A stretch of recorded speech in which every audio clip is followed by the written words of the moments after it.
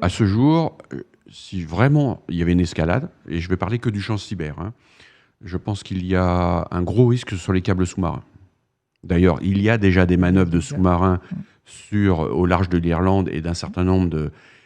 et je pense, j'invite ceux qui nous écoutent à regarder une carte des câbles sous-marins, ça se trouve assez facilement, mais centrée sur les États-Unis.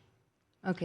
Il y a certains câbles, si on les coupe, les États-Unis vont être isolés, mais il faut penser que si ça nous impactera paradoxalement moins, comme nous sommes très dépendants de la tech américaine, tout ce qui est localisé aux États-Unis, nous n'aurons plus accès. C'est tous les drives et compagnie. C'est-à-dire que les entreprises doivent très vite, dans le cadre de leur plan de continuité d'activité, se dire, si ça arrive, est-ce que j'ai ne serait-ce qu'une copie de mes données? Est-ce que je suis capable de mettre tout de suite en œuvre, dans le cadre d'un plan de gestion de crise, au moins des conditions dégradées? Ce risque-là, alors quand on fait des analyses de risque... Les conditions dégradées, c'est d'encore avoir les fichiers de ses clients. D'avoir déjà une copie de ces données. Oui.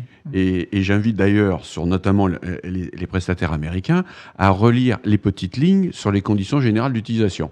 Ils vont avoir des surprises. On ne peut pas faire confiance à la tech américaine de ce point de vue-là. Et la notion de souveraineté, il faudra bien qu'elle s'impose à nous. Pour parler, quand on fait des analyses de risque, on a deux mesures, qui sont la vraisemblance, c'est-à-dire la probabilité que cette attaque arrive, et l'impact. Dans les câbles sous-marins, la vraisemblance était considérée comme faible, à juste titre, mais l'impact 4. Donc ça veut dire que c'était un risque que on va considérer comme relativement faible. Là, avec les dernières nouvelles que l'on a et ces manœuvres préparatoires de ces sous-marins russes, en termes d'analyse de risque, on est monté en vraisemblance à 2 voire 3. Alors, ça ne veut pas dire que ça arrivera, mais ça veut dire que la probabilité, et bien sûr pour le même impact, ça veut dire que le niveau de risque moyen est passé à important. Et si on était... Il ne faut pas oublier qu'il y a eu, d'un point de vue, encore une fois, il y a eu des expériences russes en novembre sur la destruction de satellites, il y a eu des manœuvres.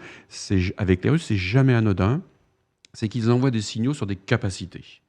Donc ça veut dire qu'il faut prendre ce risque sérieusement et voir quelle est la dépendance des entreprises vis-à-vis de services ou de données qui seraient soudainement rendues inaccessibles si effectivement ce pas était franchi. Et il faut être prudent si ce pas était franchi. Ok. Ouais.